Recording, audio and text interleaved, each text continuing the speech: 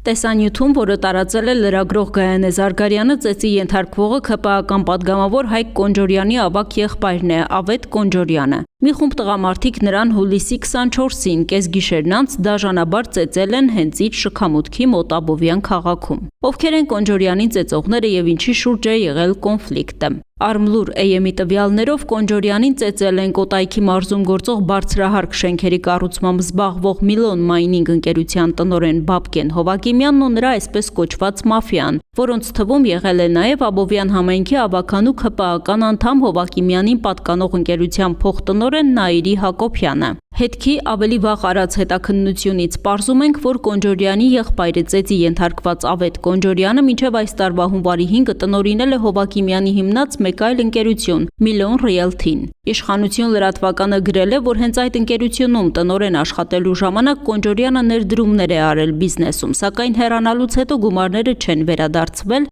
եւ կոնֆլիկտ է առաջացել հենց գումարի 65 միլիոն դրամի շուրջ։ Դա էլ ի վերջո բերել է տեղի ունեցածին։ Իսկ Մակարյան Նյուզի տվյալներով ծեծի երեկոյան Կոնջորյանը մեքենայով անցնելիս հայհոյանքները հնչեցրել Նաիրի Հակոբյանի հասցեին։ Իրավապահ մարմինները տեղի ունեցածի շարժառիթների մասին չեն հայտնում։ Քննչական կոմիտեն միայն հաղորդել է, որ 2 անձ է ձերբակալվել։ Թե ովքեր են նրանք նույնպես հայտնի չէ։ Քրեական վարույթ է նախաձեռնվել մի խումբ անձանց կողմից ֆիզիկական ներգործության եւ խուլիգանության հատկանիշներով։ Իդեպ լրատվամիջոցները գրում են, որ Բաբկեն Հովակիմյանին պատկանող Միլոն Մայնինգը կառուցապատման ոլորտում ամենաարագ աճ գրանցած ընկերություններից է։ Այն մի քանի տարվա ընթացքում կարողացել է ընդլայնել իր գործունեությունը, դառնալով Աբովյանի ու հարակից բնակավայրերի խոշոր կառուցապատողներից մեկը։ Ընդ որում ընկերության օգտագործած հողատարածքների մի մասը նախկինում եղել են համայնքային սեփականություն։ Հետքը հրապարակած հոդվածում հարցեր էր բարձրացրել. արդյոք համայնքային որոշումների կայացման գործընթացում չի առաջացել շահերի բախում, քանի որ այն ընթացքում, երբ Միլոն Մայնինգը համայնքից ստացել է մի շարք շինթույլտվություններ ու իրականացրել է կառուցապատումներ, ընկերության փոխտնօրեն ՔՊԱ-ական Նաիրի Հակոբյանը եղել է Աբովյան համայնքի ավագանու անդամ ու մասնակցել է որոշումների ընդունմանը։ Հատկանշական է, որ ՔՊԱ-ական պատգամավոր Հայկ Կոնջորյանը նույնպես բնակելի տուն ձեռք է բերել հենց Միլոն Մայնինգ ընկերությունից,